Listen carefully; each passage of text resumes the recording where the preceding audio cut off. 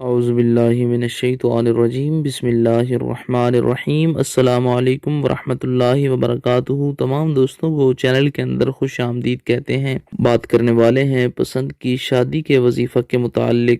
جو لوگ پسند کی شادی کرنا چاہتے ہیں لیکن رکاوٹوں کی وجہ سے ان کی شادی نہیں ہو رہی، کبھی کوئی رکاوٹ آ جاتی ہے، یا پھر جس انسان سے وہ شادی کرنا چاہتے ہیں وہ انسان ان کے ساتھ لائل نہیں ہے، یا اس کے ماں باپ کا مسئلہ ہے، تو انشاءاللہ تعالی 7 دنوں کے اندر پسند کی شادی ہو جائے گی۔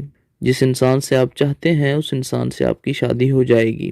جو لوگ چینل پر نئے ہیں گزارش ہے چینل کو سبسکرائب کریں، بیل آئیکن کو پریس کریں تاکہ آنے والی تمام ویڈیوز بآسانی آپ تک پہنچ سکیں۔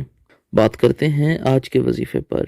اگر آپ کسی انسان کو پسند کرتے ہیں اور اس سے شادی کرنا چاہتے ہیں لیکن شادی کے لیے آپ کے ماں باپ یا اس کے ماں باپ یا وہ انسان نہیں مان رہا یا کوئی اور رکاوٹ ہے، تو انشاءاللہ تعالی یہ وظیفہ کرنے سے ہر قسم کی رکاوٹ ختم ہو جائے گی۔ 7 دنوں کے اندر آپ کی اس انسان سے شادی ہو جائے گی، وہ انسان مان جائے گا۔ یقین کامل کے ساتھ آپ نے یہ وظیفہ کرنا ہے۔ نمازوں کی پابندی کرنی ہے، یقین کامل کے ساتھ آپ نے یہ وظیفہ کرنا ہے باوضو ہو کر۔ بہت ہی سمپل سا آسان سا وظیفہ ہے، دن میں کسی ٹائم بھی آپ یہ وظیفہ کر سکتے ہیں۔ 11 بار الحمدللہ رب العالمین سورہ الفاتحہ پوری پڑھنی ہے۔ اس کے بعد 1100 بار یا مسبب الاسباب، یا مسبب الاسباب، یا مسبب الاسباب۔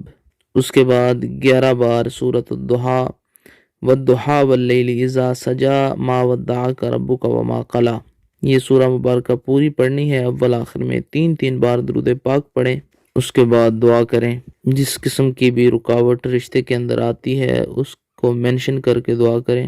انشاءاللہ تعالی 7 دنوں کے اندر وہ انسان مان جائے گا، یا کوئی اور رکاوٹ ہے تو ختم ہو جائے گی۔ 7 دنوں تک اس وظیفہ کو جاری رکھیں۔